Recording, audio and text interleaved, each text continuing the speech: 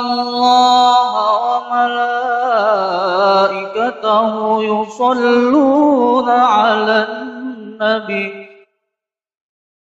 يا أيها الذين آمنوا صلوا عليه وسلموا تسليما اللهم صل وسلم وبارك على أشرف العرب والعجم وإمام مكة والمدينة والحرم سيدنا ومولانا محمد وعلى آله وصحبه وبارك وسلم وزده يا رب شرفا وكرما ومهابة وتعظيما.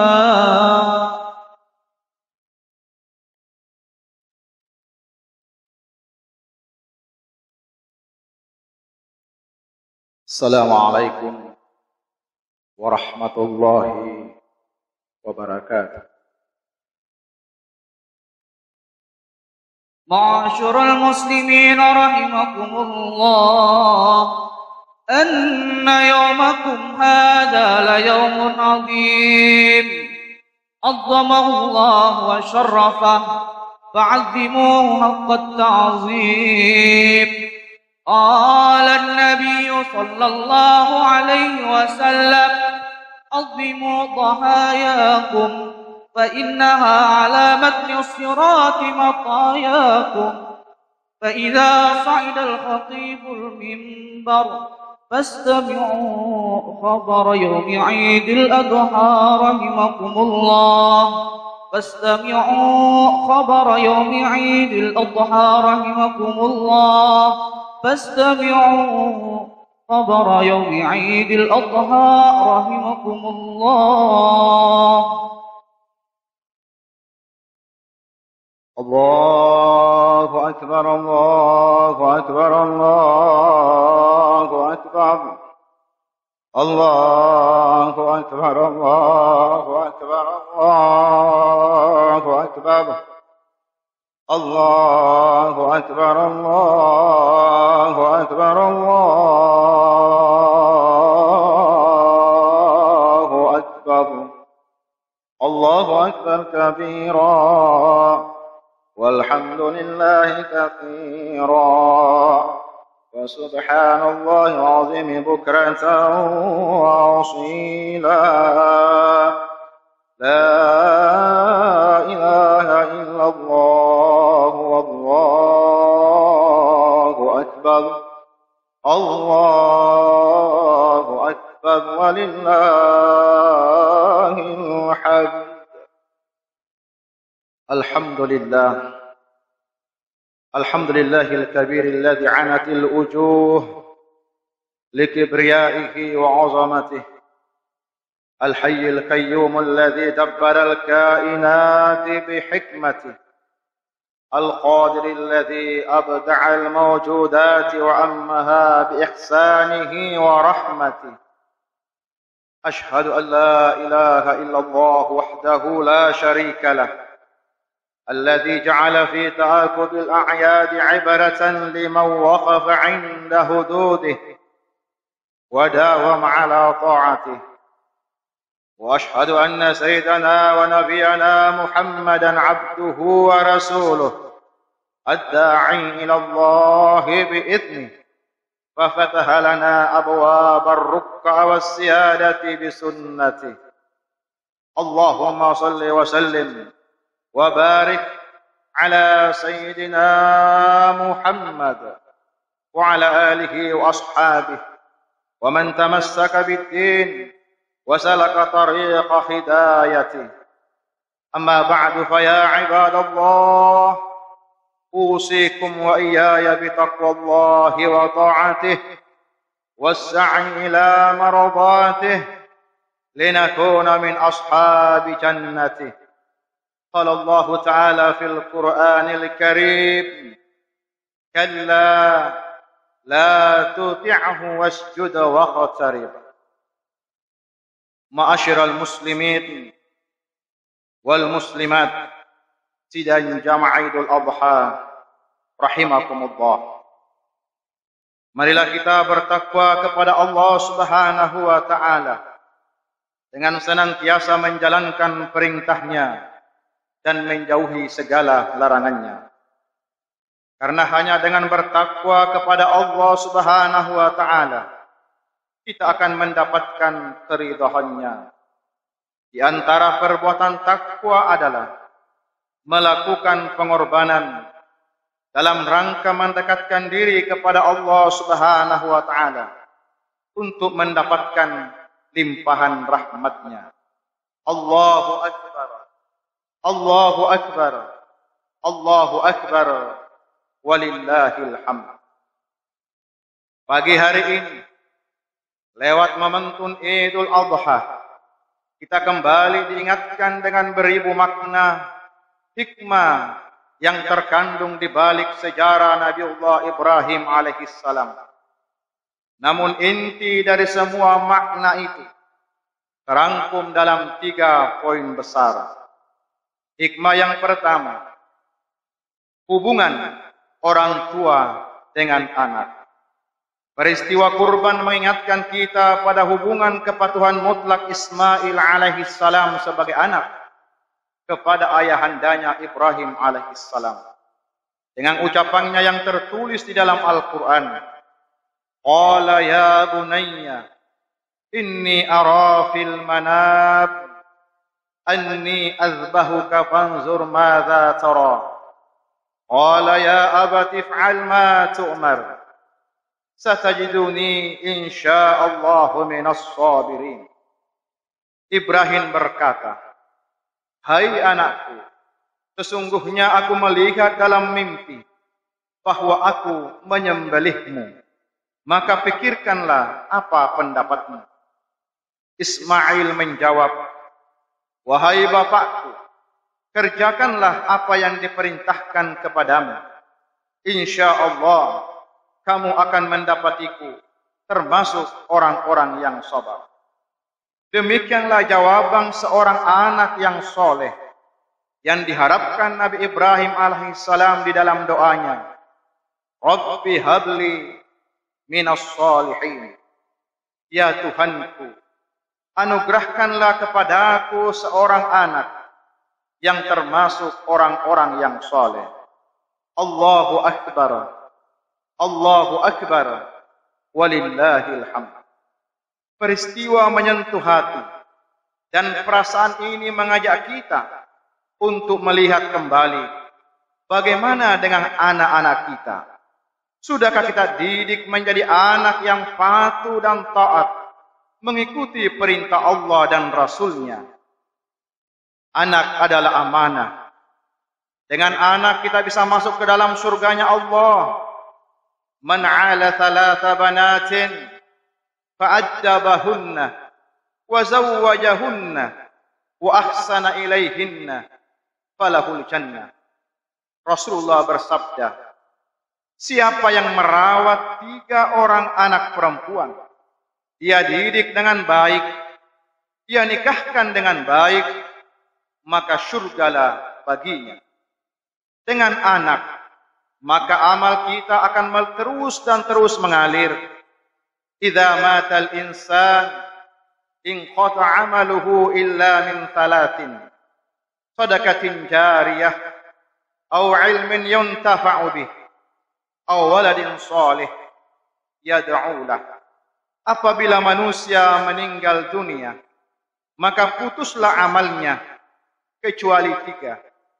Sedekah jariyah, ilmu yang bermanfaat, dan anak soleh yang senantiasa mendoakannya. Kaum muslimin rahimakumullah. Tetapi ingat, disebabkan juga karena anak, kita bisa masuk ke dalam nerakanya Allah Subhanahu wa taala. Thalathatun kad harramahullahu alaihimul jannah, mudmidu khamrin wal 'aqul wad duyuth alladhi uqirru fi ahlihil khabatha. 3 orang kata Rasulullah sallallahu alaihi wasallam diharamkan oleh Allah masuk ke dalam surga. para pecandu narkoba, orang yang durhaka kepada orang tua, dan orang tua yang membiarkan keluarganya di dalam kemaksiatan. Pagi ini, kita diingatkan dengan tanggung jawab kita kepada anak-anak kita. Sudahkah kita didik mereka dengan baik? Bagaimana bacaan Al-Quran mereka? Bagaimana sholat mereka? Sudahkah mereka menutup aurat? Pagi ini juga, sebagai seorang anak, kita diingatkan tentang bagaimana pentingnya bakti kepada orang tua. Bagaimanapun banyaknya amal mereka, kalau anak durhaka kepada kedua orang tuanya, maka Allah Subhanahu wa Ta'ala akan mengharamkan surga bagi mereka. Oleh karena itu, kesempatan bagi kita jikalau orang tua kita masih hidup, kembali dari sholat ini, kita bisa datang ke rumah mereka, memeluk, mencium dengan kasih dan sayang, sebagai ungkapan rasa bersalah karena kita tidak mampu membalas budi baik mereka. Tapi andai ajal telah menjemputnya, sesal kemudian tiada berarti. Kita hanya dapat mengucapkan, Rabbighfirli wa liwalidayya warhamhuma kama rabbayani shaghira. Ya Allah, ampunilah aku dan kedua orang tuaku. Sayangilah mereka sebagaimana mereka menyayangiku ketika aku masih kecil. Hanya itulah yang dapat kita ucapkan dengan uraian air mata. Allahu Akbar, Allahu Akbar, Allahu Akbar, walillahil hamd. Bakti kepada orang tua membuat seseorang anak terkabul doanya, melebihi sahabat-sahabat Rasulullah sallallahu alaihi wasallam. Suatu ketika Rasulullah pernah bersabda, "Inna rajulan ya'tikum minal Yaman, yuqalu lahu Uwais, la yad'u bil Yaman ghaira ummin lahu qad kana bihi bayadun, fada'a Allah fa adhabahu anhu illa mawdi'at dinarin aw dirhamin, faman laqiyahu minkum falyastaghfir lakum." Kata Rasulullah sallallahu alaihi wasallam, ada seorang laki-laki, ia datang kepadamu, ia berasal dari Yaman, namanya Uwais. Ia tidak bisa meninggalkan Yaman saat itu, karena ia masih merawat ibunya. Ia pernah terkena penyakit, lalu ia berdoa kepada Allah, maka Allah menghilangkan penyakitnya, kecuali hanya tertinggal sebesar uang logam dinar. Maka siapa di antara kalian yang berjumpa dengannya, maka mintalah doa kepadanya agar Allah Subhanahu wa Ta'ala mengampuni kamu. Bayangkan seorang hamba yang lemah, jauh dari Rasulullah sallallahu alaihi wasallam, tapi doanya kabul, mengalahkan doa para sahabat Nabi. Bahkan para sahabat Nabi pun diminta agar meminta dan memohonkan doa darinya. Doanya terkabul karena baktinya kepada ibundanya. Anna rajulan qala ya Rasulullah, inna li malan wa waladan, wa inna abi yuridu an yajtaha mali. Faqala anta wa maluka li abika. Ada seorang laki-laki yang datang menghadap kepada Rasulullah sallallahu alaihi wasallam, mengadukan ayahnya seraya berkata, "Wahai Rasulullah, saya mempunyai harta dan anak, tetapi ayah saya ingin mengambil harta saya." Rasulullah sallallahu alaihi wasallam menjawab, "Engkau dan hartamu milik ayahmu." Bagaimana mungkin kita menyampingkan kedua orang tua kita hanya karena bangga dengan harta dan anak, bahkan bangga dengan amal. Padahal kedua orang tua kita menduduki posisi kedua setelah Allah Subhanahu wa Ta'ala. Di dalam Al-Quran Allah mengingatkan, "Wa qadha rabbuka alla ta'budu illa iyyah wa bil walidaini ihsana imma yablughanna 'indaka al-kibara ahaduhuma aw kilahuma fala taqul lahumā uffin wa la tanharhumā wa qul lahumā qawlan karīmā.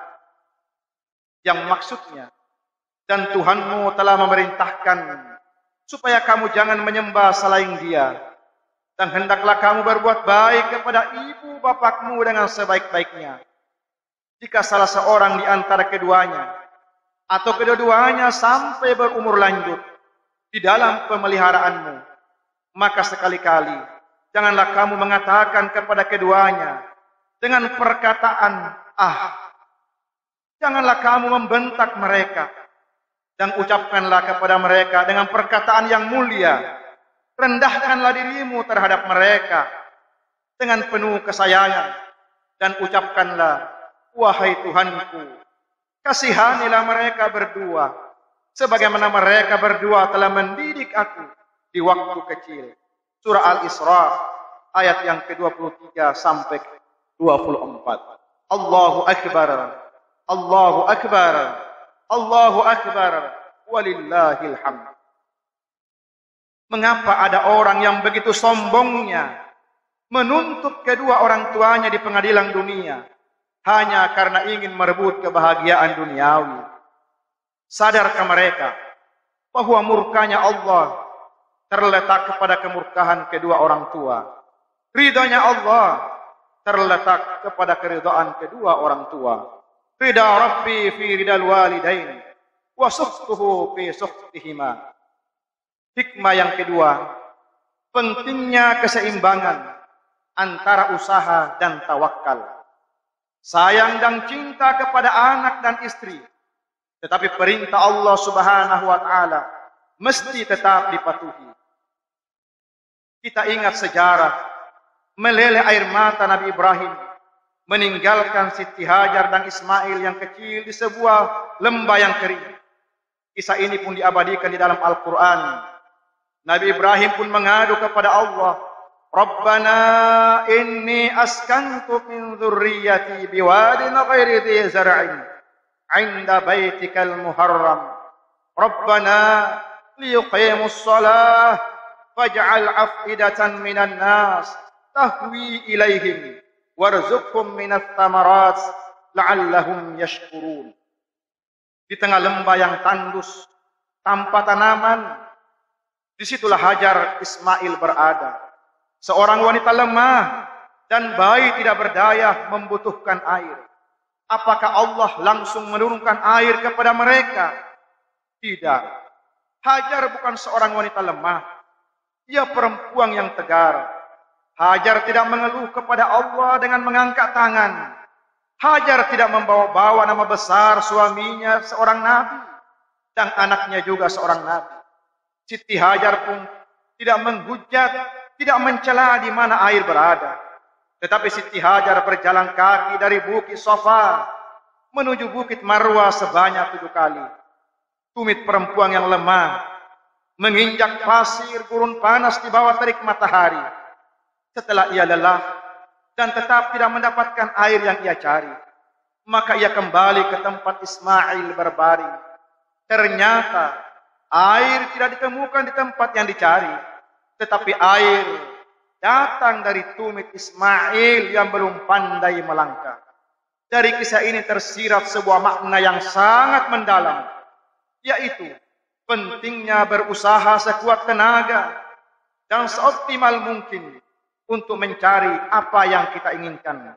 Karena Allah Subhanahu wa taala tidak akan langsung memberi tanpa ada usaha. Demikian juga perubahan menuju kehidupan yang lebih baik yang kita inginkan tidak akan terwujud kecuali ada keinginan dan perbuatan dari kita sendiri. Allah Subhanahu wa taala kembali mengingatkan di dalam surah Ar-Ra'd ayat yang ke-11. Innallaha la yughayyiru ma biqaumin hatta yughayyiru ma bi anfusihim. Sesungguhnya Allah tidak merubah keadaan suatu kaum sehingga mereka berubah keadaan pada diri mereka sendiri. Disinilah pentingnya keserasian antara syariatnya Nabiullah Ibrahim dengan syariatnya Rasulullah sallallahu alaihi wasallam. Sama-sama mengajarkan keseimbangan antara usaha dan doa.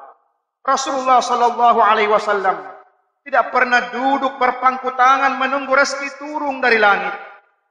Al-Quran mengajarkan, فَإِذَا قُضِيَتِ الصَّلَاةِ فَانْتَشِرُوا فِي الْأَرْضِ وَابْتَغُوا مِنْ فَضْلِ اللَّهِ وَاذْكُرُوا اللَّهَ كَثِيرًا لَعَلَّكُمْ تُفْلِحُونَ. Surah Al-Jum'ah ayat yang ke-10. Apabila telah ditunaikan salat, maka bertebaranlah kamu di muka bumi. Carilah karunia Allah dan ingatlah Allah sebanyak-banyaknya supaya kamu beruntung. Qala rajulun, ya Rasulullah, a'qiluha aw tawakkalu aw utlikuha wa atawakkalu. Qala a'qilha wa tawakkal. Seorang laki-laki bertanya kepada Rasulullah, wahai Rasulullah, apakah unta ini saya ikat lalu saya bertawakal, atau saya lepaskan saja kemudian saya bertawakal? Rasulullah menjawab, ikatlah terlebih dahulu, setelah itu bertawakallah. Berusaha tanpa tawakal itu suatu kesombongan. Bertawakal tanpa usaha itu angan-angan belaka. Allahu Akbar, Allahu Akbar, Allahu Akbar, walillahil hamd. Hikmah yang ketiga, berkurban untuk Allah Subhanahu wa taala di dalam agama Allah. Islam bukan agama yang melarang orang mencari harta. Dalam Islam justru diajarkan orang yang mampu secara ekonomi, kuat fisik, ilmu dan iman lebih baik dan dicintai oleh Allah Subhanahu wa taala daripada seorang yang miskin, lemah fisik, lemah ilmu dan lemah iman. Rasulullah bersabda, al-mu'minul qawi khairun wa ahabbu ila Allah minal mu'minit ta'if. Seorang mukmin yang kuat lebih baik dan lebih dicintai oleh Allah daripada mukmin yang lemah. Mencari harta itu sulit, namun ada yang lebih sulit, yaitu berjuang melawan hawa nafsu dan bisikan syaitan yang selalu mengajak agar menahan harta yang kita dapatkan, tidak mau berkurban, tidak mau bersedekah, sehingga mati dalam keadaan menumpuk harta, tidak pernah berbuat untuk agama Allah walau seujung kuku. Na'udzubillahi min dzalik. Syaitan akan datang dari depan kita, akan datang dari belakang kita, akan datang dari arah kanan dan kiri manusia. Oleh sebab itu manusia mesti mengerti hakikat syaitan dan menjadikannya sebagai musuh yang sebenarnya. Inna syaitana lakum aduun fattakhidhuhu aduwa. Sesungguhnya syaitan itu adalah musuh bagimu, maka anggaplah ia musuh darimu. Allahu Akbar, Allahu Akbar, Allahu Akbar, walillahil hamd. Berkurban hari ini bukan hanya sekedar mampu melawan syaitan, mengeluarkan uang untuk menyembelih hewan kurban, tetapi ini adalah langkah awal menuju pengorbanan demi pengorbanan lainnya untuk agama Allah. Masih banyak hamba-hamba Allah yang perlu kita bantu. Harta yang banyak tidak dapat membantu kita di hadapan Allah. Yang akan menolong adalah amal badan, harta yang pernah kita infakkan di jalan Allah Subhanahu wa taala. Berapa banyak harta yang kita cari, tapi kita tidak pernah menikmatinya, tapi dinikmati oleh ahli waris. Bahkan orang lain yang tidak memiliki nasab dan hubungan darah dengan kita. Oleh karena itu, kalau kita ingin menikmati harta yang kita cari dengan tetes peluh dan air mata, maka gunakanlah di jalan Allah Subhanahu wa taala. Ingatlah, pada hari suatu nanti di hari kiamat, tidak ada yang dapat menolong manusia kecuali amalnya sendiri. Saudara yang kita harap-harapkan dapat membantu kita, mereka justru lari meninggalkan kita. Yauma yafirrul mar'u min akhi. Anak-anak yang begitu sayang kepada orang tua ketika berada di dunia, juga lari meninggalkan orang tua mereka. Wa ummihi wa abi. Demikian juga dengan istri dan sanak keluarga. Wa sahibatihi wa bani. Semuanya disibukkan oleh urusan masing-masing. Likulli imri'in minhun yawma idzin sya'nun yughni. Sudahkah kita mempersiapkan diri menghadapi hari itu tersebut dengan amal badan dan amal harta yang kita punya? Saat ini kita sudah bosan dengan pemimpin yang hanya pandai berbicara. Kita sudah bosan dengan orang kaya yang hanya pandai menunjukkan muka. Kita sudah bosan dengan orang pintar yang hanya pandai berteori saja. Saat ini, masyarakat kita semua menunggu pengorbanan dari kita. Siapapun kita, pengorbanan yang tulus dan ikhlas. Pengorbanan yang benar dan jujur. Pengorbanan yang murni dan sejati. Dan ini adalah peluang untuk mendekatkan diri kepada Allah Subhanahu wa Ta'ala. Dan ketahuilah, pengorbanan yang diterima hanyalah pengorbanan dari orang-orang yang beriman dan bertakwa.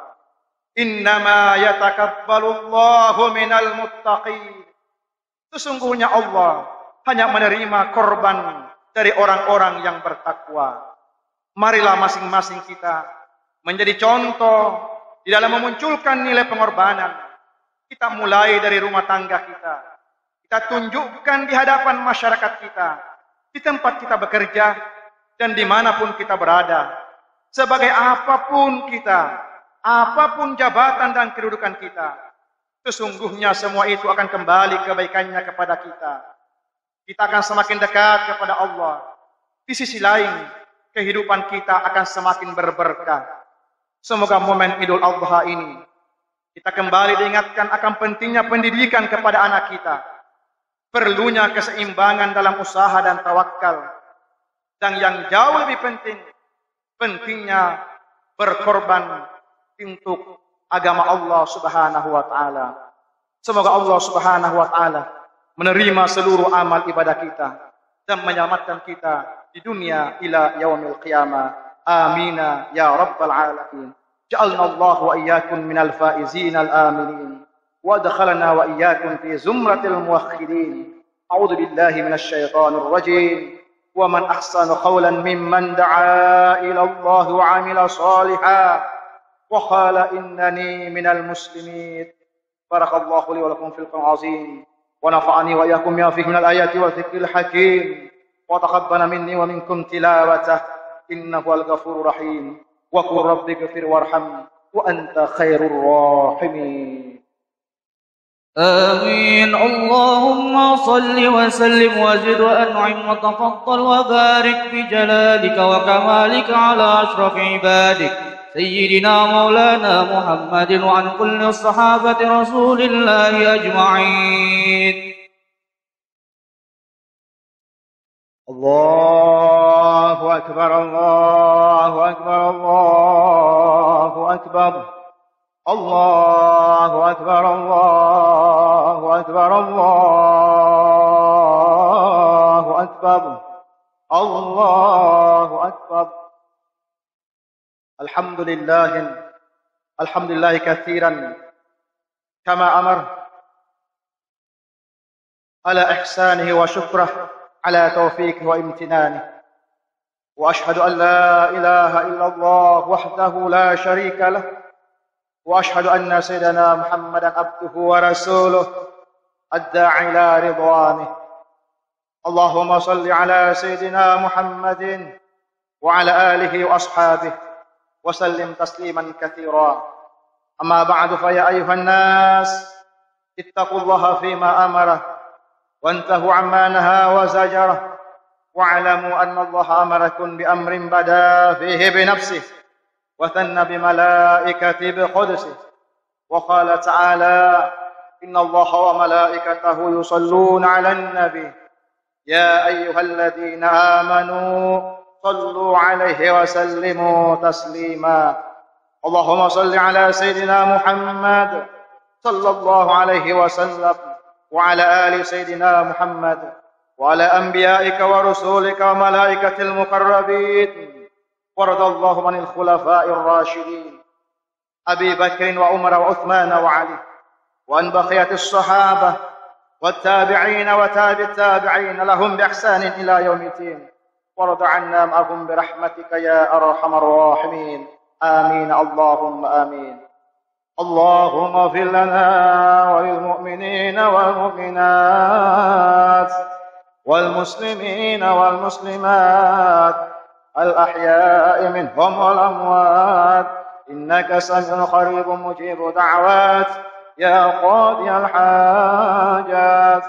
اللهم اعز الإسلام والمسلمين وأذل الشرك والمشركين، وانصر عبادك الموحدين، وانصر من نصر الدين، واخذل من خذل المسلمين، ودمر أعداء الدين، وعلي كلمتك إلى يوم الدين.